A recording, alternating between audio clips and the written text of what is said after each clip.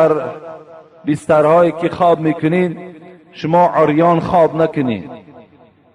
یعنی برای خودتان یک لباس در بدن داشته باشین. این بهتر است که شما در جایگاه خوابتانم یعنی با لباس هایی که سبک هستند و لباس هایی که شب خواب کنک داره ما و شما، اگر با این لباس ها هم اگر در همون بستر خواب ما خواب کنیم انشاءالله این نیک است.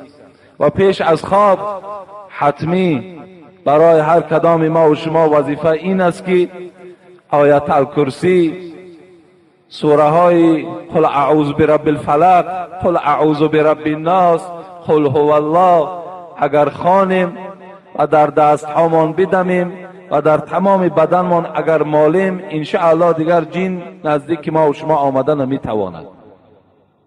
اینا در حالت نشستن میشینیم در جاگه با پای طهارت این آیت های، این سوره ها، این آیت هایی که گفتم اینها را میخوانین، در بدنتان میمالین، انشاءالله دیگر جن در وجود شما داخل نمیشود.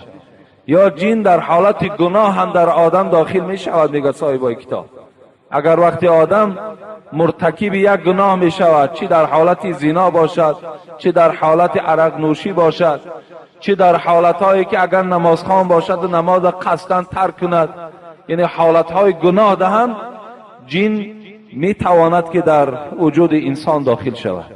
از این خاطر همین مرحله هایی که همین صورت هایی که بیان کردم اگر در همین حالت ها شما پیشگیری کنید انشاءالله جن در وجود شما داخل شدن میتواند.